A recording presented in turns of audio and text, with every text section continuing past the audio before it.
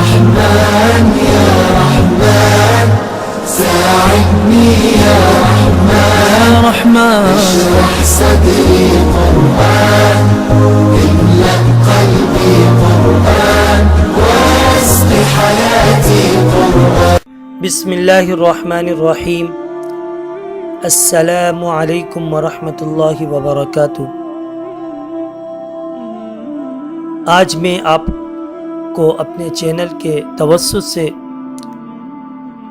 یہ بات بتانا چاہتا ہوں کہ صلہ رحمی کرنے کے کیا کیا فائدے ہیں.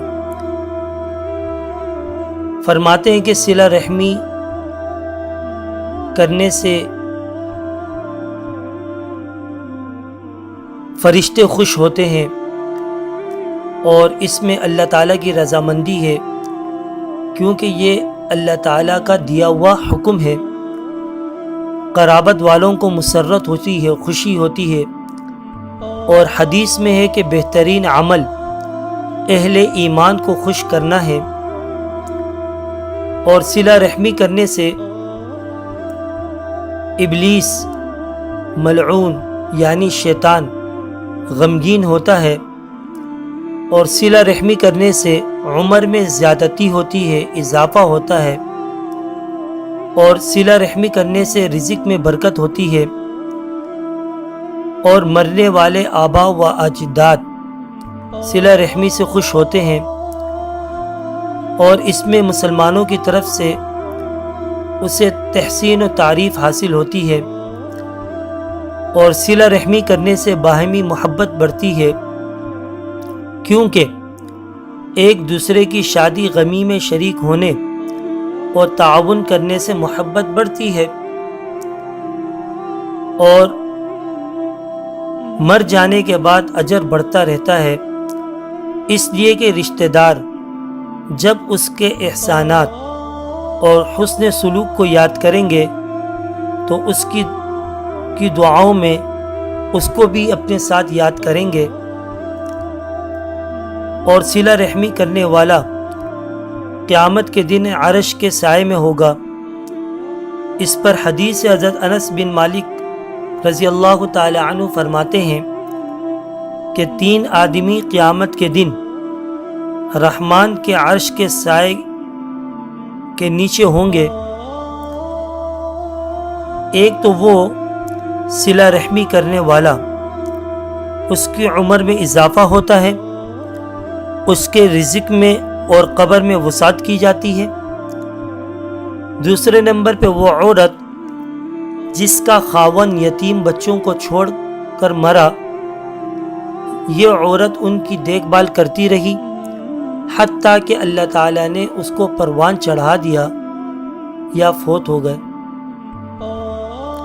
تیسرا ایسے آدمی جس نے کھانا پکایا اور یتیموں مسکینوں کو دعوت کھلائی.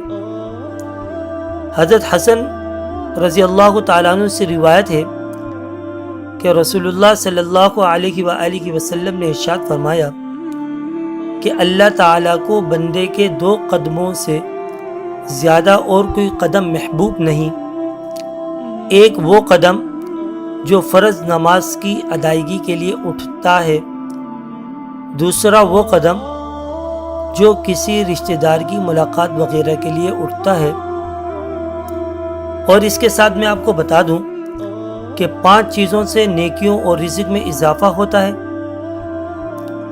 فرمایا کہ 5 چیزیں ہیں جو شخص ان پر ہمیشگی کرے گا، مداومت کرے گا، ہمیشہ کرتا رہے گا، اس کی نیکیوں میں پہاڑوں کے مانند زیادتی کی جائے گی اور اللہ تعالیٰ اس کے رزق میں وسعت کرتے ہیں.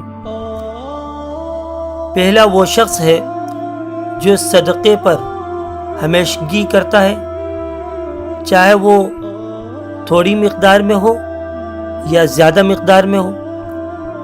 دوسرے نمبر پر جو صلہ رحمی کرتا ہے، چاہے وہ تھوڑی چیز سے کرے یا زیادہ چیز سے کرے.